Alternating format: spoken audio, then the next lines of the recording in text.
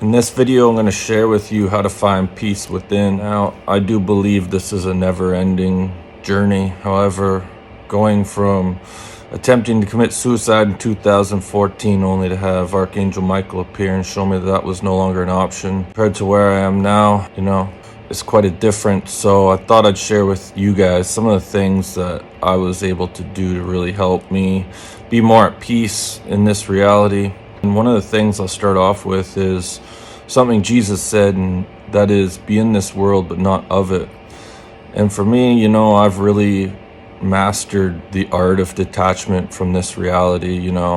I really have surrendered and just been like, whatever you guys upstairs want me to do, the only thing I care about is my connection to God. And this earthly realm is very limited. It's very temporary, and it has a lasting effects on us in the afterlife, which is far more prevalent. So I no longer focus too much on this 3D reality, and just letting go and trusting in the higher power that everything's going to work out really allowed me to release a lot of that stress. One of the things I've struggled with in the last 10 years that I've been on a healing journey is learning to love my shadow.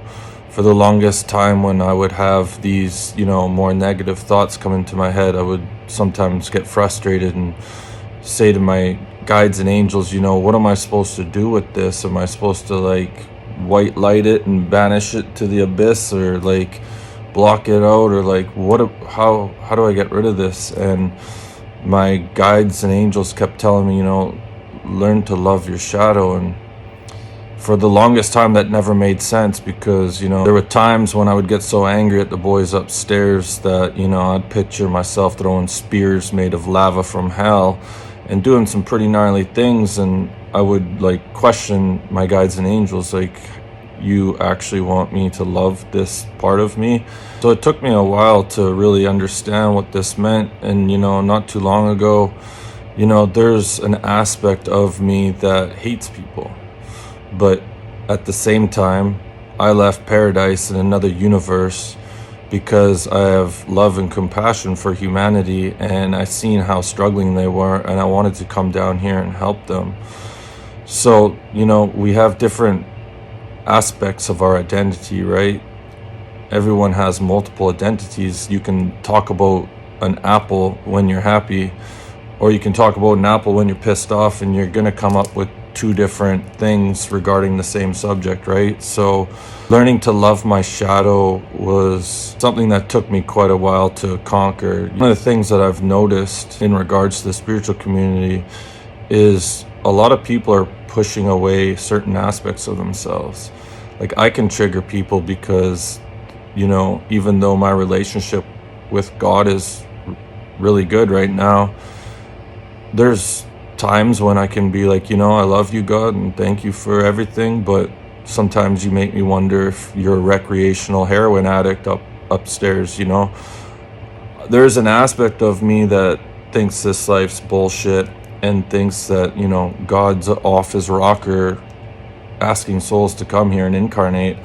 And one of the things my guides and angels showed me is they're like, don't you have a reason to feel like that? And I was like, whoa, I wasn't expecting to hear that. In regards to the aspect of myself that hates humans for all the things I've been through, my guides and angels said to me, don't you have a reason throughout your journey to hate people?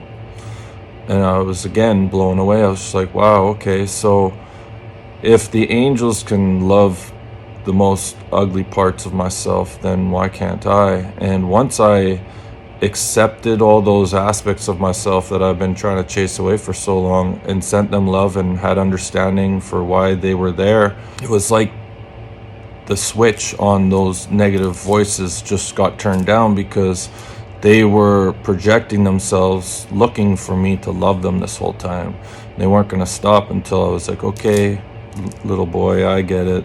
You're ticked off at humanity because of the things you've been through. A lot of people avoid looking at their shadows because of the pain, and we think it's bad to cry, and we think it's bad to get upset. For 15 years I never cried. I cried once in 15 years when I was at my grandma's funeral, who eventually I'd find out wasn't even my grandma. But, you know, for 15 years, I rarely ever cried. And then after I lost my mom to cancer, I think since 2013, you know, I've probably shed a tear every single day. You have to be willing to go back to your childhood. If you've all of a sudden just woke up and you're like, oh man, I've done some shit. You know, you have to learn to forgive yourself. And a lot of times we put excess pressure on us thinking that God hates us because of the things we've done. There might be some truth to that. I would use the word displeased more than hate, but the second you genuinely realize that, you know, you're no longer wanting to be the person you've been your whole entire life, and you're willing to prove it through prayer and action, which means, you know, you're going to stop doing so-and-so that you used to do and become a better person and ask for assistance. That's what they're looking for. That's what this life's all about. It's about waking up. You don't have to put all this added pressure on you that, you know, the boys upstairs hate you. Making that transition is what they're waiting for. And once you have true, sincere regret, you can learn to forgive yourself. You know, that's what it's all about.